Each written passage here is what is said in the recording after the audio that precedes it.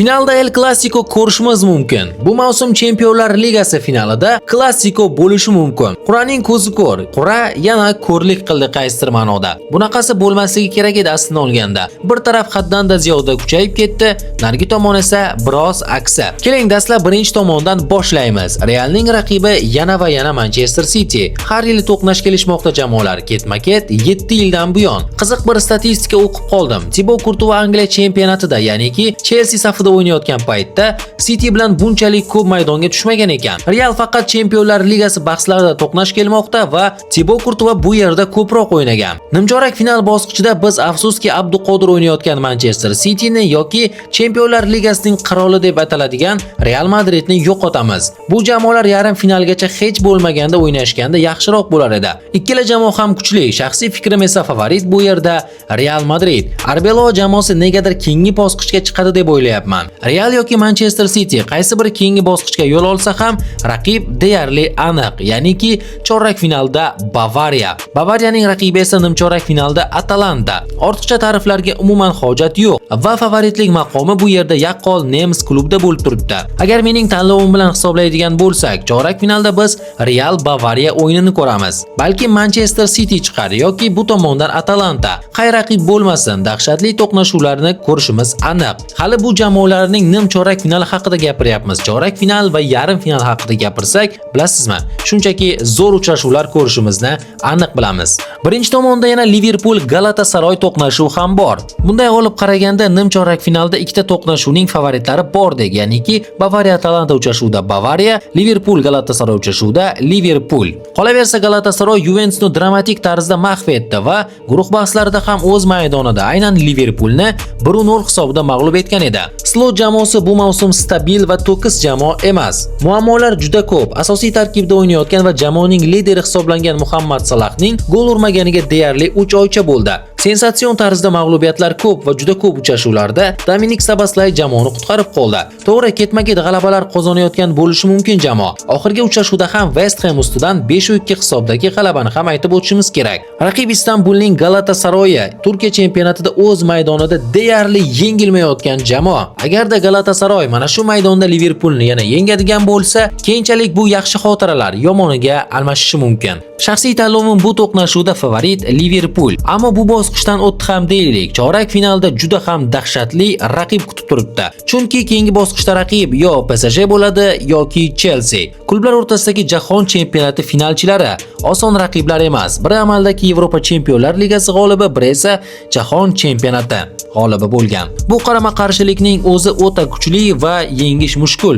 Finalga mos jamoalar. PSG biroz nostabil mavsum o'tkazmoqda, xuddiki Liverpool va Real kabi. Monaco bilan o'yinda ham PSG ancha qiynalib qoldi. Tarkibdagi ko'plab futbolchilar jarohat oldi. Jamoa o'tgan mavsumda 6 ta sovrinni yutdi va 6 ta diapazonda kurashdi. Aynan mana shu turnirlarda juda katta kuch sarflab yubordi shekilli. Umuman olganda Chelsea da ham vaziyat unchalik zo'r emas. Rasenyor ko'proq mayda jamoalarni yutmoqda. Ya'niki Chelsea da murabbiy almashganni ham aytsak bo'ladi. Lekin jamoa oxirgi paytlarda biroz barqarorroqdek ko'rinyapti. Birinchi o'yin Parc des Princes, javob o'yini esa Stamford Bridge'da. Umuman olganda bu to'qnashuvning favoritini aytish qiyin. Shaxsiy tanlovim esa favorit baribir PSG bo'lib qolmoqda. Shunday ekan, birinchi tomonda chorak finalda Real Madrid Bavariya bilan to'qnash keladi.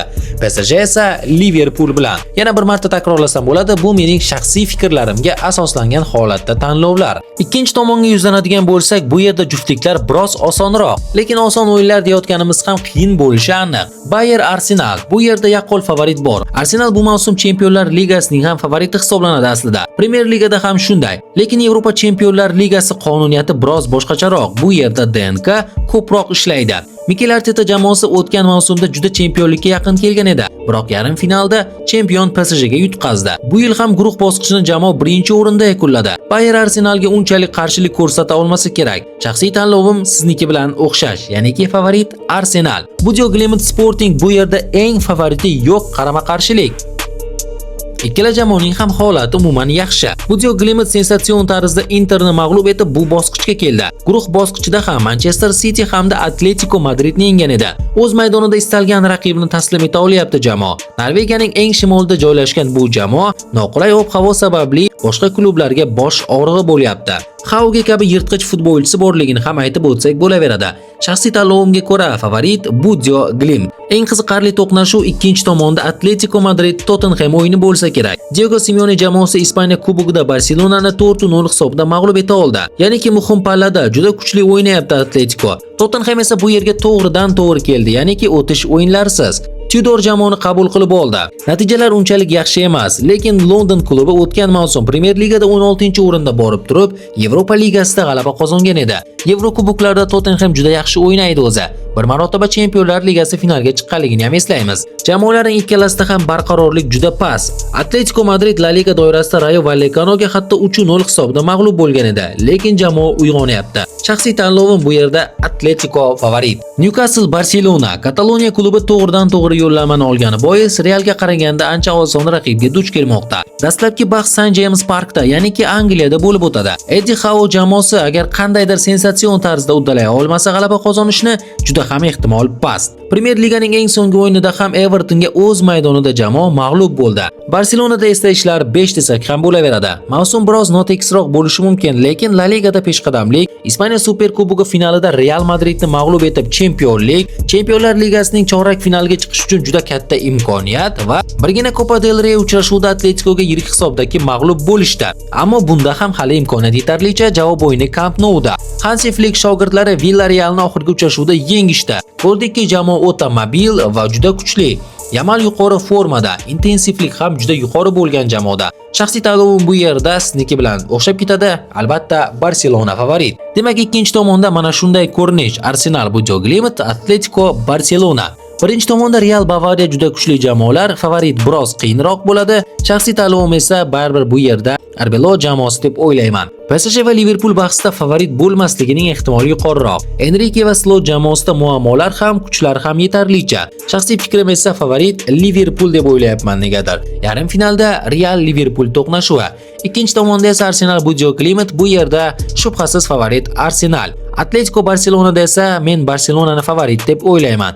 To'g'ri, Copa del Reyda Atleticoning omadi kelgandir, lekin Chempionlar Ligasida baribir Barselona qaysi ma'noda juda oson raqiblar bilan o'ynayapti va g'alaba qozonishga harakat qiladi. Yarim final agarda men o'ylayotgandek bo'lsa, mana shu kurashlar bo'ladi. Real Liverpool bu bosqichda o'ynasa, ya'ni yarim final ekanligidan kelib chiqadigan bo'lsak, bu yerda DNK asosiy planga chiqadi.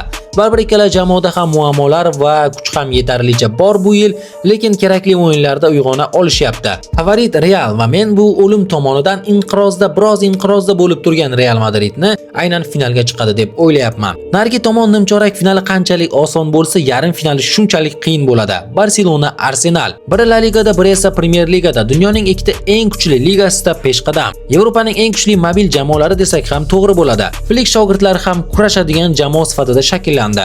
Arteta shogirdlari esa tashashadigan va kurashga to'ymaydigan futbolchilar. Ammo yana aytamanki, tajriba bu bosqichda ko'proq ish beradi. Favorit Barselona. Finalda esa biz El Clasico ko'rishimiz mumkin. O'zi oxirgi finalda El Clasicolar bo'layotganda ko'proq Barselona g'alaba qozonyapti. Qarama-qarshi fakt borki, Real Madrid Chempionlar Ligasi finalda o'ynaydigan bo'lsa, uncha-munchaga yutqazmaydi. Ya'niki Chempionlar Ligasi ekanligidan kelib chiqsak, Real favorit, lekin oxirgi finallar va natijalar tomonidan Barselona favorit. Qaysi jamoa g'alaba qozonadi va o'zi bu mavsum siz ham finalda El Clasico kutyapsizmi? Buni izohlarda yozib qoldirishingiz mumkin.